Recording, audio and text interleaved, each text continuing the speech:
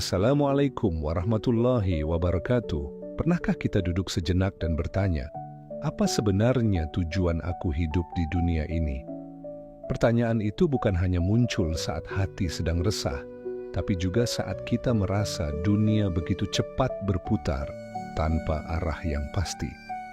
Dalam Islam, hidup bukanlah sekadar rutinitas lahir, tumbuh, bekerja, lalu mati. Hidup adalah perjalanan yang penuh makna, sebuah misi yang Allah titipkan pada setiap insan, masing-masing dengan keunikan dan tanggung jawabnya. Allah tidak menciptakan manusia dengan sia-sia.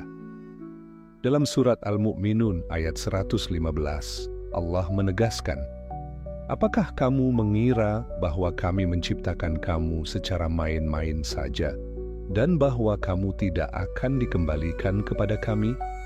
Ayat ini menggugah kesadaran bahwa keberadaan kita memiliki tujuan yang besar, bukan sekadar mengisi ruang dan waktu.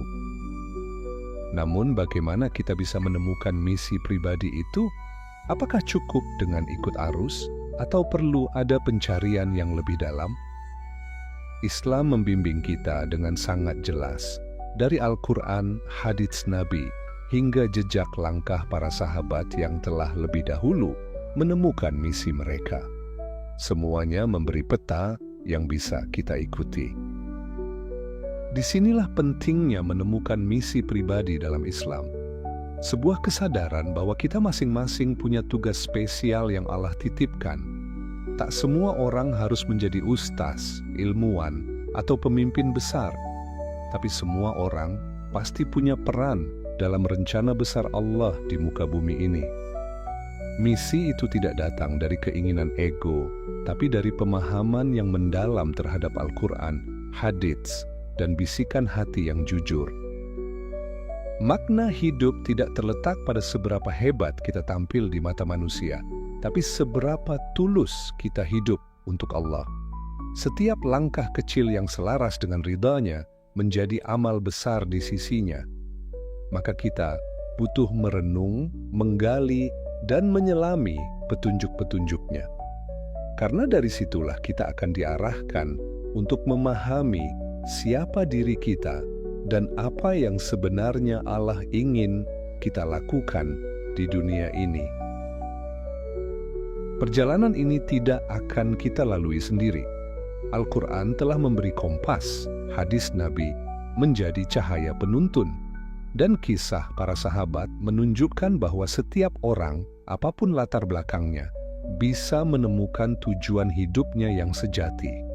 Dari Umar bin Khattab yang dulu musuh Islam menjadi pelindungnya, hingga Bilal bin Rabah yang dulu budak hina menjadi simbol keteguhan iman.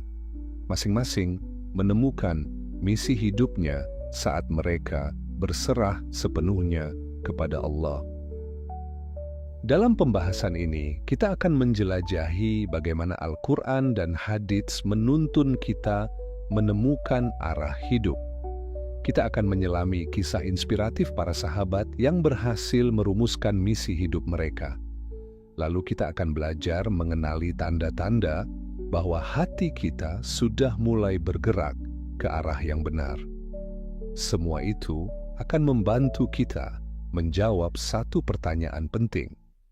Apa sebenarnya yang Allah ingin aku kerjakan dalam hidup ini? Inilah saatnya berhenti sejenak dari hiruk-pikuk dunia. Menepi sebentar untuk merenung. Karena bisa jadi yang kita kejar selama ini bukan yang Allah kehendaki.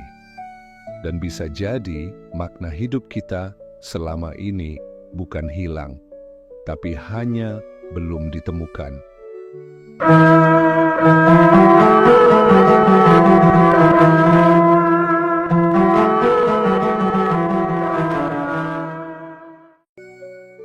Petunjuk Al-Quran tentang misi hidup manusia. Al-Quran adalah kitab yang bukan hanya membimbing cara kita beribadah, tapi juga cara kita menjalani hidup. Ia bukan hanya kitab hukum, tapi juga kompas spiritual yang menunjukkan arah. dari siapa kita datang, untuk apa kita hidup, dan kemana kita akan kembali. Ketika seseorang benar-benar membuka Al-Quran dengan hati yang jujur, ia akan menemukan potongan-potongan makna yang selama ini ia cari dalam kebisingan dunia. Salah satu ayat paling mendasar tentang tujuan hidup adalah firman Allah dalam surah Az-Zariyat ayat 56. Dan tidaklah aku menciptakan jin dan manusia, melainkan untuk beribadah kepadaku. Ibadah di sini bukan terbatas pada salat dan puasa, tapi setiap aktivitas yang diniatkan untuk Allah dan dijalankan dengan benar. Bahkan bekerja, belajar, menikah, mendidik anak, atau bahkan diam saat harus menahan emosi, semuanya bisa menjadi ibadah jika disadari sebagai bagian dari misi hidup. Makna hidup dalam Islam dimulai dari kesadaran bahwa kita adalah hamba. Ketika seseorang merasa dirinya pemilik hidup, ia akan terus mencari makna dalam pencapaian dan pengakuan. Tapi ketika ia sadar bahwa hidup ini milik Allah, ia mulai bertanya bukan lagi apa yang aku mau, tapi apa yang Allah mau dariku. Dan inilah titik balik penting dalam menemukan misi pribadi, menyelaraskan keinginan diri dengan kehendak ilahi. Surah Al-Baqarah ayat 30 menjadi penanda bahwa manusia tidak hanya sebagai hamba, tapi juga sebagai khalifah, pemegang amanah di bumi. Kita tidak hanya diperintahkan untuk taat, tapi juga untuk membawa manfaat. Maka misi hidup dalam Islam adalah kombinasi antara pengabdian dan kontribusi. Kita tidak hanya diminta untuk menjadi baik secara pribadi, tapi juga berguna bagi semesta. Setiap misi pribadi dalam Islam punya coraknya masing-masing, sesuai bakat dan kapasitas tiap orang. Tidak ada yang kecil di mata Allah jika dijalankan dengan ikhlas dan benar. Seorang guru yang sabar mendidik murid bisa jadi lebih mulia daripada pemimpin yang sibuk mengejar pujian. Seorang pedagang yang jujur bisa lebih mulia daripada pendakwah yang penuh riya. Al-Quran memberi ruang bagi semua profesi dan latar belakang, asalkan niatnya benar dan jalannya halal. Surah Al-Qashash ayat 77 memberi keseimbangan yang indah.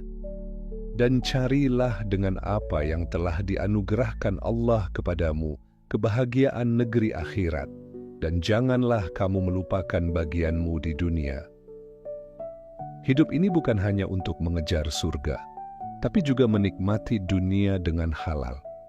Maka misi hidup seorang muslim adalah bagaimana menjadikan dunia sebagai ladang akhirat, bukan tujuan, tapi wasilah. Al-Quran juga menekankan pentingnya mengenali diri. Dalam surah Al-Hasyr ayat 19, Allah mengingatkan, dan janganlah kamu seperti orang-orang yang melupakan Allah, maka Allah menjadikan mereka lupa kepada diri mereka sendiri. Siapa yang lupa pada Allah akan kehilangan arah hidup. Sebaliknya, siapa yang mengenal Tuhannya akan mengenal dirinya, potensinya, dan tugas hidupnya. Maka, mengenal Allah adalah jalan tercepat menemukan siapa kita dan apa misi kita.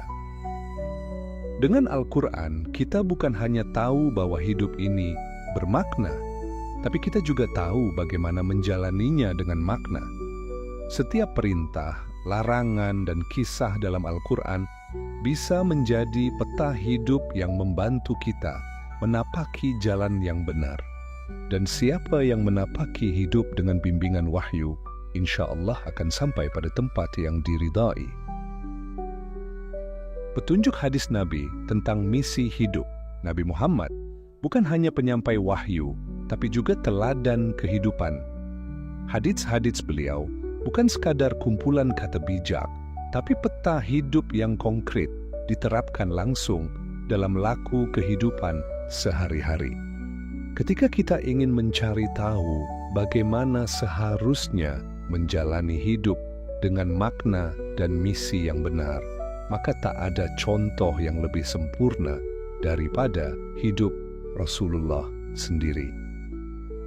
Salah satu hadis yang menggambarkan misi hidup secara ringkas tapi padat adalah sabda Nabi, "Sebaik-baik manusia adalah yang paling bermanfaat bagi manusia." Hadis riwayat Ahmad. Kalimat ini mengubah cara pandang kita terhadap makna hidup. Bukan hanya tentang mengejar kesalehan pribadi, tapi juga tentang sejauh mana hidup kita memberi dampak positif kepada orang lain. Misi hidup dalam pandangan Nabi adalah pengabdian yang berdampak. Nabi Muhammad menjalani hidup dengan misi yang jelas sejak awal, menyempurnakan akhlak, menyebarkan rahmat, membebaskan manusia dari kegelapan menuju cahaya. "Sesungguhnya aku diutus untuk menyempurnakan akhlak yang mulia," sabda beliau. Hadis riwayat Al-Bukhari dalam Adabul Mufrad. Ini menjadi petunjuk bahwa misi hidup bisa bermula dari akhlak, dari cara kita memperbaiki diri, lalu memantulkan kebaikan itu kepada sekitar. Dalam hadis lain, Nabi bersabda, "Setiap kalian adalah pemimpin, dan setiap kalian akan dimintai pertanggungjawaban atas kepemimpinannya." Hadis riwayat Bukhari dan Muslim. Hadis ini menanamkan kesadaran bahwa setiap orang punya tanggung jawab. Tak ada yang lahir sia-sia.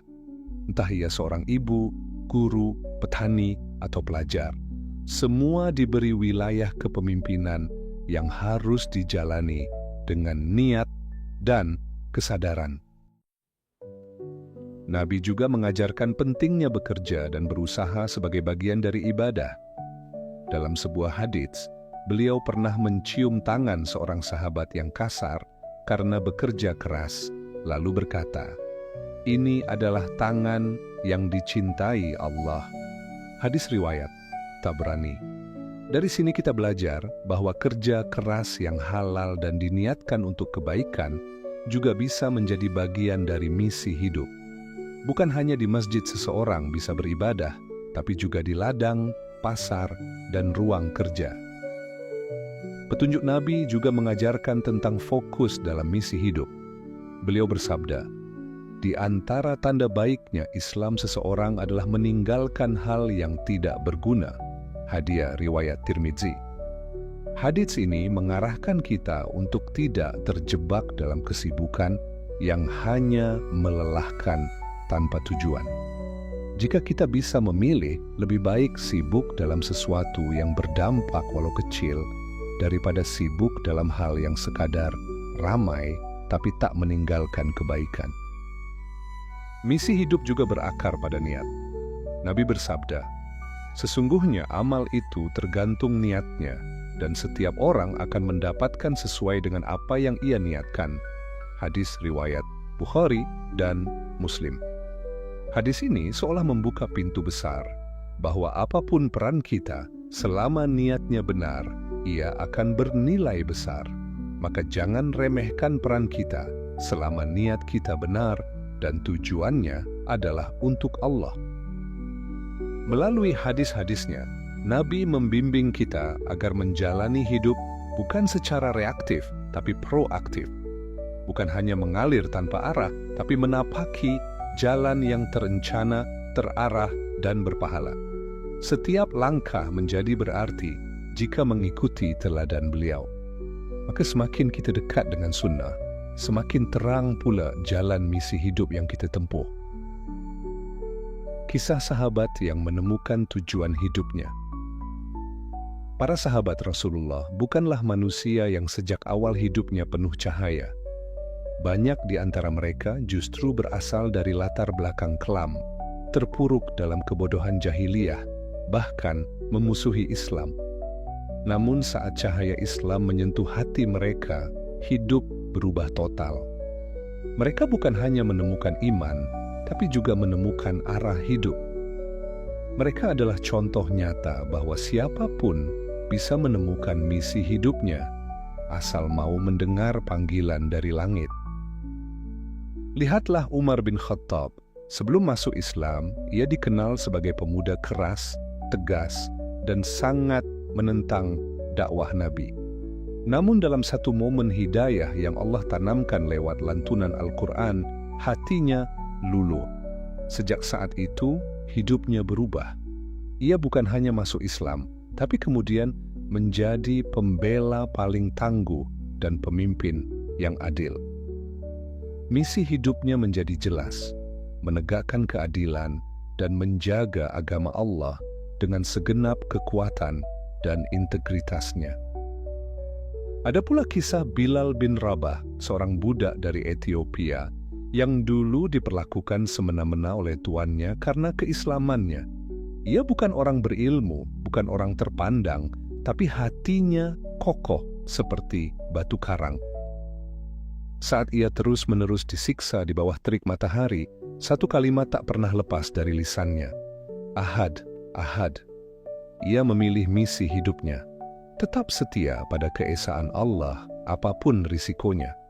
Hingga akhirnya ia dibebaskan dan justru menjadi muazin pertama dalam sejarah Islam. Sebuah kehormatan yang lahir dari keteguhan hati. Kemudian kita mengenal Mus'ab bin Umair, pemuda tampan dari keluarga kaya raya yang hidup bergelimang kemewahan.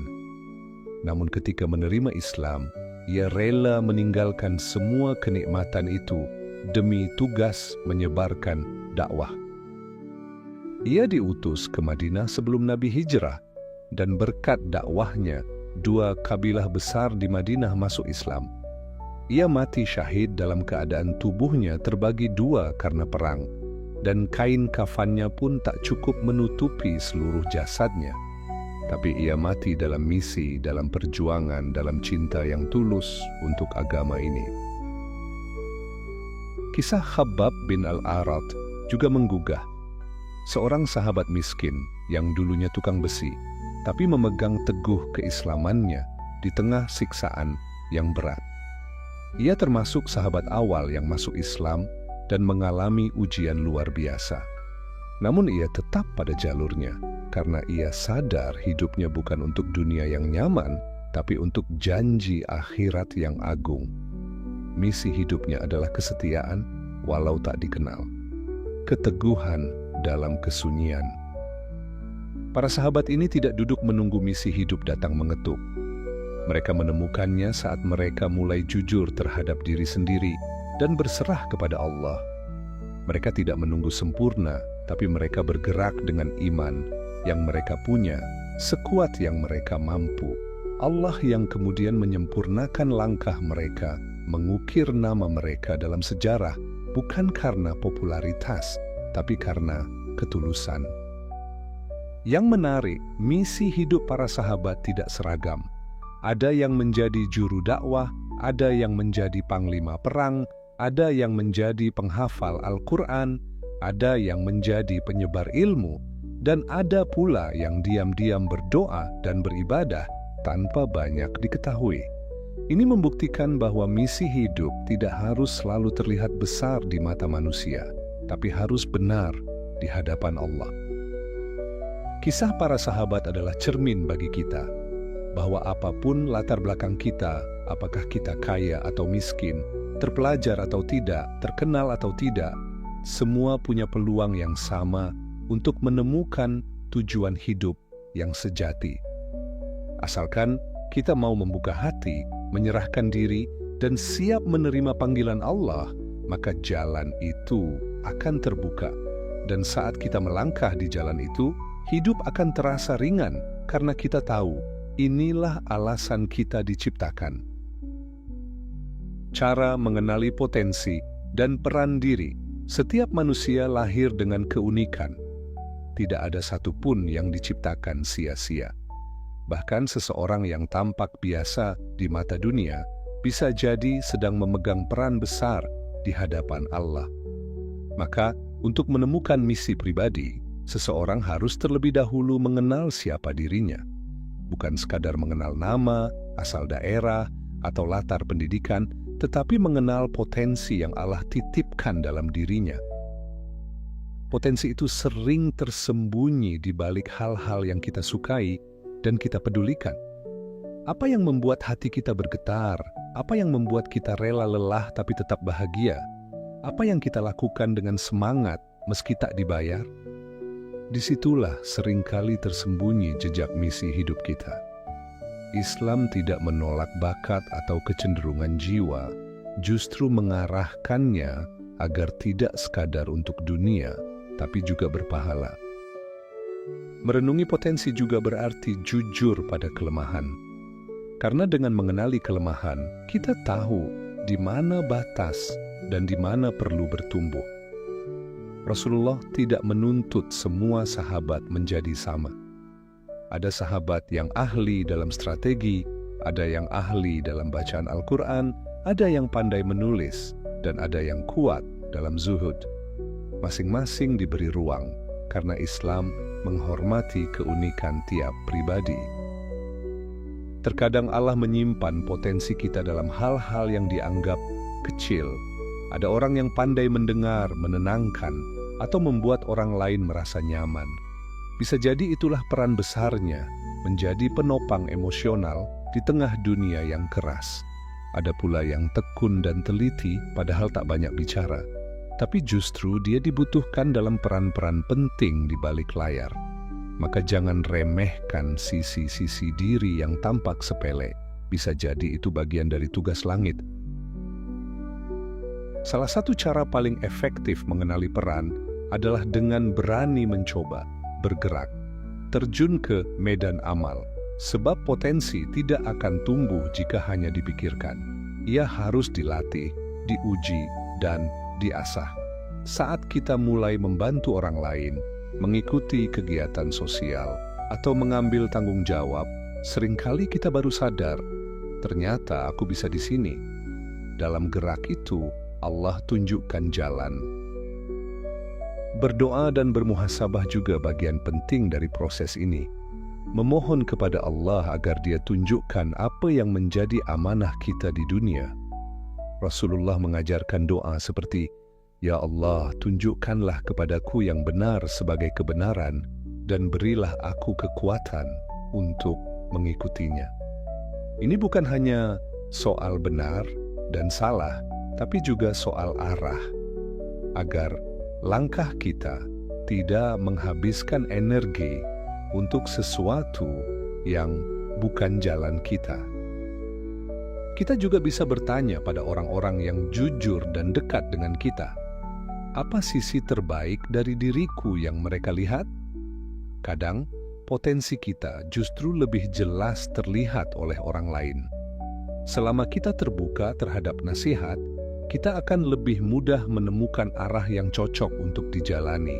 Ini bukan berarti mencari validasi, tapi mengumpulkan cermin yang bisa menunjukkan bayangan diri yang selama ini mungkin tak kita sadari. Jika semua proses ini dijalani dengan ikhlas, maka Allah akan bukakan jalan satu persatu. Misi hidup tidak selalu turun dalam bentuk wahyu besar. Kadang ia muncul dalam peristiwa kecil, percakapan sederhana, atau rasa tenteram saat melakukan sesuatu. Dan saat kita sudah mulai menjalaninya, hati akan tahu. Karena jiwa yang hidup di jalannya akan merasakan ketenangan yang tak bisa dijelaskan oleh kata-kata. Tanda-tanda hati yang sudah berjalan di jalan misi hidup. Salah satu karunia terbesar dari Allah adalah rasa yakin di hati. Bukan yakin karena semuanya berjalan mudah, tapi yakin karena merasa berada di tempat yang benar. Ketika seseorang mulai menjalani misi hidupnya, biasanya ia tidak langsung mendapatkan hasil besar, tapi ia mulai merasakan tanda-tanda ketenangan batin yang tidak ia temukan sebelumnya. Inilah yang disebut sebagai petunjuk dari dalam. Suara hati yang dijaga oleh Allah. Tanda pertama dari hati yang sedang berjalan dalam misi hidup adalah ketenangan meskipun menghadapi tantangan. Dunia mungkin tetap berat, tetapi hati terasa lebih ringan menjalaninya. Ada semacam dorongan dari dalam yang membuat seseorang tetap semangat bahkan saat orang lain meragukan atau meninggalkannya. Sebab yang menggerakkannya bukan pujian atau hasil, tapi keyakinan bahwa ia sedang menapaki jalan yang Allah ridhoi. Tanda lainnya adalah hadirnya keikhlasan yang tumbuh perlahan. Ketika seseorang berada dalam jalur misinya, ia tidak lagi terlalu gelisah soal popularitas, kompetisi, atau validasi dari orang. Ia melakukan sesuatu karena merasa itu memang tugasnya. Dan dalam tugas itu, ia merasa cukup. Bahkan, bila tak banyak yang melihat, hati tetap puas karena tahu bahwa Allah Maha melihat. Orang yang sudah berada di jalan misinya juga mulai menemukan keterkaitan antara masa lalunya dengan tugas yang ia jalani sekarang. Luka-luka, pengalaman, dan jalan berliku yang pernah dilaluinya ternyata menjadi bekal penting untuk menjalankan misi yang sekarang. Ia mulai sadar, ternyata semua ini tidak sia-sia. Disitulah titik di mana masa lalu yang dulu terasa pahit, kini berubah menjadi hikmah dan pelengkap peran hidupnya. Seseorang yang hidup dengan misi akan lebih tahan menghadapi kegagalan. Sebab baginya, gagal bukan berarti berhenti. Ia tahu selama masih di jalan yang benar, maka jatuh pun adalah bagian dari proses. Ia tidak mudah iri pada jalan hidup orang lain, karena hatinya sudah sibuk menjalani tugasnya sendiri. Bahkan ketika orang lain melangkah lebih cepat, ia tetap fokus. Karena yang ia kejar bukan dunia, tapi ridha Allah. Tanda berikutnya adalah munculnya rasa tanggung jawab yang mendalam.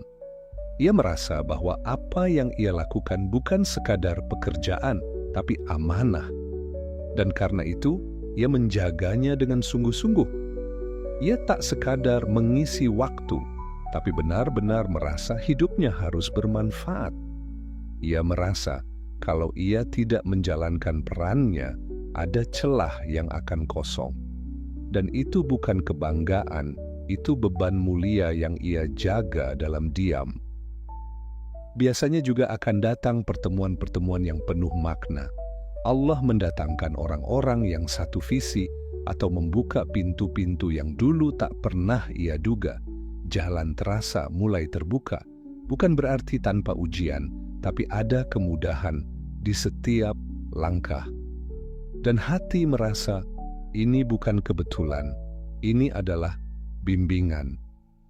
Disitulah keajaiban bekerja, ketika langkah kita sejalan dengan misi dari langit. Dan yang paling kuat dari semua tanda itu adalah hadirnya rasa syukur yang dalam, bahkan di tengah kesederhanaan. Hati yang sudah berada di jalan misinya tak lagi terlalu tergantung pada status duniawi. Ia bisa menangis saat sujud karena merasa berarti di hadapan Allah.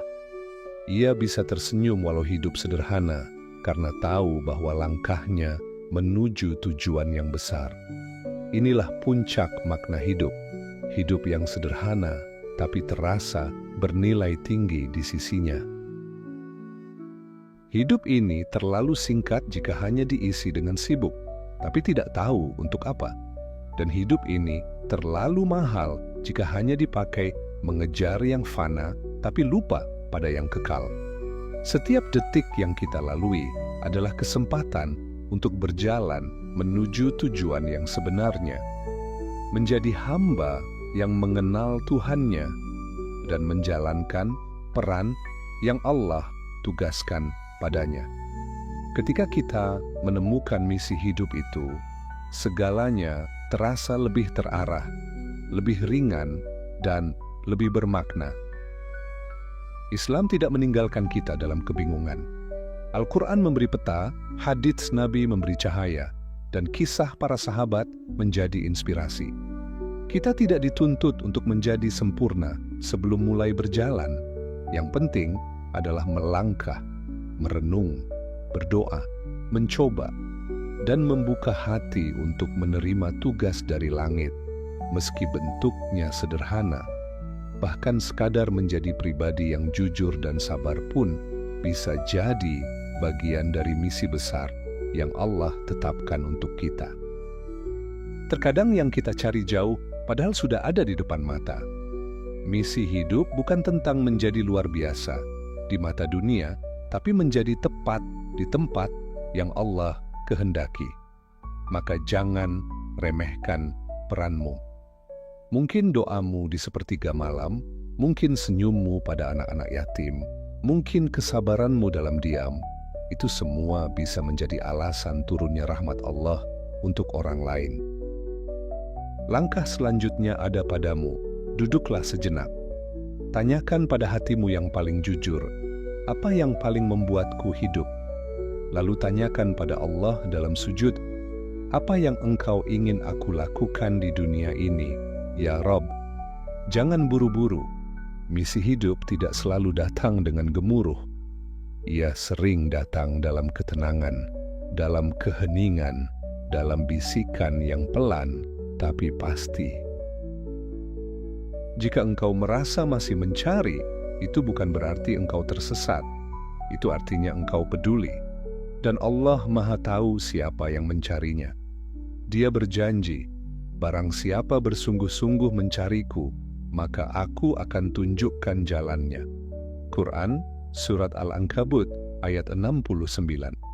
Maka teruslah berjalan, teruslah mencari. Karena dalam pencarian itu sendiri, sudah ada pahala dan cinta darinya. Ingat, Allah menciptakanmu dengan maksud. Tidak ada ciptaannya yang sia-sia. Tidak ada kehidupan yang benar-benar tanpa misi.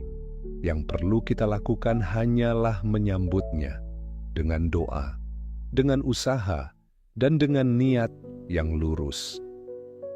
Jika video ini menyentuh hati dan membuatmu ingin lebih serius mencari misi hidupmu dalam Islam, bantu sebarkan kebaikan ini. Bagikan ke orang-orang terdekatmu. Tulis di kolom komentar, apa hal kecil yang kamu yakini sebagai bagian dari misimu. Dan jangan lupa, klik subscribe untuk terus mendapat renungan dan petunjuk dari Al-Quran dan Sunnah dalam menjalani hidup yang bermakna. Wassalamualaikum warahmatullahi wabarakatuh.